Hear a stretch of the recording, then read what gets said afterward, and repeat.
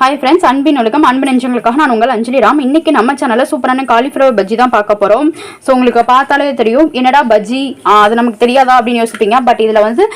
நிறைய டிப்ஸ் சொல்லிருக்கேன் அதே மாதிரி 5 மினிட்ஸ்ல நமக்கு இந்த பஜ்ஜி ரெடி ஆயிடும் சோ ரொம்பவே வேற எந்த பொருளுமே தேவையில்ல மாவு மட்டும் வச்சு எப்படி ரெடி பண்ணலாம் அப்படிங்கற மாதிரி தான் பார்க்க போறோம் சோ பாத்தீங்கன்னா தெரியும் நான் இங்க கட் பண்ணி வச்சிருக்கேன் சோ உள்ள பாருங்க காலிஃப்ளவர் எவ்வளவு சூப்பரா இருக்குன்னு சோ மேலே லேயர் வந்து கிறிஸ்பியாவும் சத்தம் கேட்கும்னு நினைக்கிறேன் உள்ள வந்து இந்த மாதிரி சாஃப்டா இருக்கும் சாப்பிட்றதுக்கு ரொம்ப பிடிக்கும் குட்டீஸ்க்குலாம் ரொம்ப பிடிக்கும் ஸோ இந்த சூப்பரான பஜ்ஜியை தெரிஞ்சுக்க வாங்க வீடியோக்குள்ள போகலாம் இப்போதான் ஃபர்ஸ்ட் டைம் பார்க்குறீங்கன்னா அப்படியே சப்ஸ்கிரைப் பண்ணி பெல் ஐக்கானையும் ப்ரெஸ் பண்ணிட்டு வாங்க வீடியோக்குள்ள போகலாம்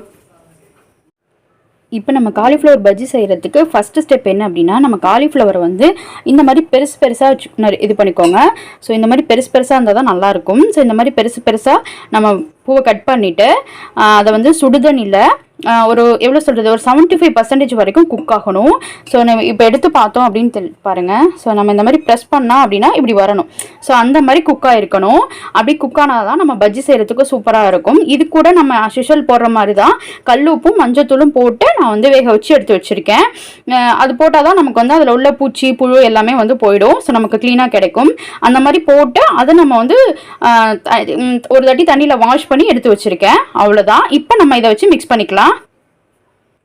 இப்போ நம்ம வந்து அந்த பஜ்ஜிக்கான மாவு வந்து மிக்ஸ் பண்ணி வச்சுக்கலாம் பேட்டர் ரெடி பண்ணிக்கலாம் இதுக்கு நாங்கள் வந்து இன்றைக்கி பஜ்ஜி மாவு தான் யூஸ் பண்ணுறோம் ஸோ இந்த மாதிரி ட்ரை பண்ணி பாருங்கள் இப்போ யாராவது கெஸ்ட்டு வந்திருக்காங்க தெரியவே இல்லை வரப்போகிறது அப்படின்னா சட்டுன்னு ரெடி பண்ணிடலாம் ஸோ அந்த மாதிரி ஒரு சூப்பரான ஒரு மாவு மட்டும் இருந்தால் போதும் நமக்கு பஜ்ஜி வந்து ரெடி ஆகிடும் ஸோ நமக்கு வந்து பஜ்ஜி போட மிக்ஸ் கிடைக்கும்ல ஸோ இது பார்த்திங்கன்னா சக்தியோடது அதே மாதிரி நான் எப்போதுமே சொல்கிறது தான் பஜ்ஜி போடுறதா இருந்தாலும் சரி இந்த மாதிரி எந்த பஜ்ஜியாக இருந்தாலுமே சரி ஆச்சியோடதும் சக்தியோடதையும் நம்ம வந்து மிக்ஸ் பண்ணி போட்டோம் அப்படின்னா அதோட டேஸ்ட் வேற லெவல்ல இருக்கு ஸோ நீங்க இது வரைக்கும் ட்ரை பண்ணலாம் ட்ரை பண்ணி பாருங்க ஸோ இன்னைக்கு நாங்கள் அதே மாதிரி சக்தியோட பஜ்ஜி மாவுலேருந்து 1 கப்பும் ஆச்சியோட பஜ்ஜி மாவுலேருந்து 1 கப்பும் சேர்ந்து 2 கப் அளவுக்கு நாங்கள் இதில் மாவு எடுத்துக்க போகிறோம் இப்போ பார்த்தீங்கன்னா நான் இன்னைக்கு செய்யக்கூடிய அளவு பார்த்தீங்கன்னா 2 மீடியம் சைஸ் வந்து பூ எடுத்து வச்சிருக்கோம் அதுக்கு கண்டிப்பாக வந்து இந்த அளவுக்கு மாவு தேவை ஸோ 2 கப் நான் மாவு எடுத்திருக்கேன் இதை வந்து நம்ம தண்ணி ஊற்றி மிக்ஸ் பண்ண போகிறோம் அவ்வளோதான் இப்போ மிக்ஸ் பண்ணிக்கலாம்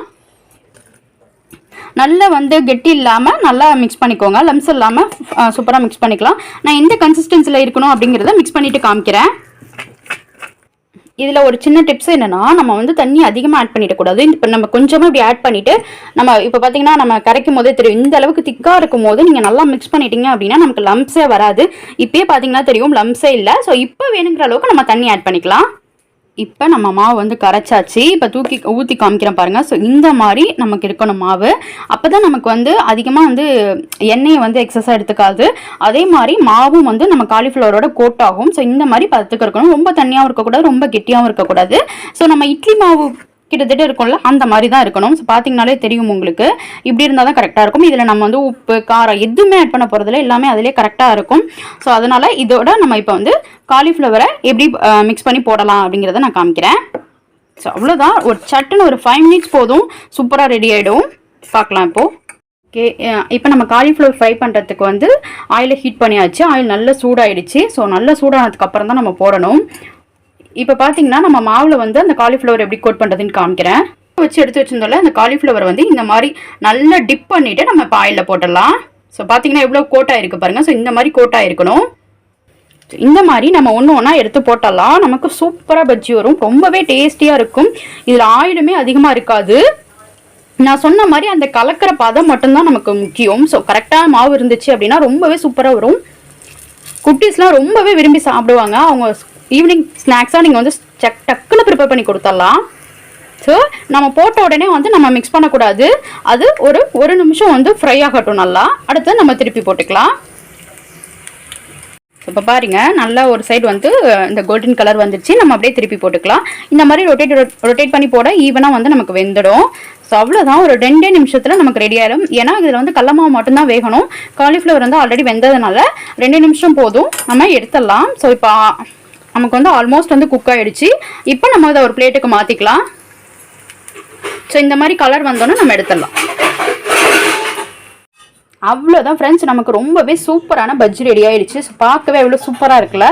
நல்லா மொறு மொறுன்னு இருக்கும். உங்களுக்கு சத்தம் கேட்குதா என்னன்னு தெரியல. மேலே வந்து நல்ல மொறு மொறுன்னு இருக்கும். உள்ளே நமக்கு வந்து சாஃப்டான அந்த காலிஃப்ளவர் கிடைக்கும். ஸோ சப்போஸ் காலிஃப்ளவர் சாப்பிடல அப்படின்னா கூட இந்த மாதிரி செஞ்சு கொடுத்தீங்கன்னா நம்ம குட்டீஸ் வந்து ரொம்பவே விரும்பி சாப்பிடுவாங்க. ஸோ ரொம்பவே டேஸ்டியான அதே மாதிரி டக்குன்னு ரெடி ஆகிடும். ஒரு 5 மினிட்ஸில் ரெடி ஆகக்கூடிய சூப்பரான காலிஃப்ளவர் பஜ்ஜி ரெடி ஆயிடுச்சு. இந்த ரெசிபியை ட்ரை பண்ணி பாருங்கள். ட்ரை பண்ணி பார்த்துட்டு உங்கள் கமெண்ட்ஸை என் கூட ஷேர் பண்ணி எப்போதுமே கனெக்டில் இருங்க. ரொம்ப ரொம்ப பிடிச்சிருந்தா லைக் பண்ணுங்கள். மறக்காமல் உங்கள் ஃப்ரெண்ட்ஸுக்கும் ஷேர் பண்ணுங்கள். சப்ஸ்கிரைப் பண்ணி கூடவே அந்த பெல் ஐக்கானை ப்ரெஸ் பண்ணிவிடுங்க. அப்போ தான் நம்ம சேனலில் போகிற வீடியோஸ் உங்களுக்கு ஒன்றே தெரியும். ஸோ நீங்களும் மிஸ் பண்ணாமல் பார்க்கலாம். இது வரைக்கும் இந்த வீடியோவை பொறுமையாக பார்த்ததுக்கு ரொம்ப ரொம்ப நன்றி. இன்னொரு டேஸ்டியான ரெசிபியில் சந்திப்போம். பாய் பாய்.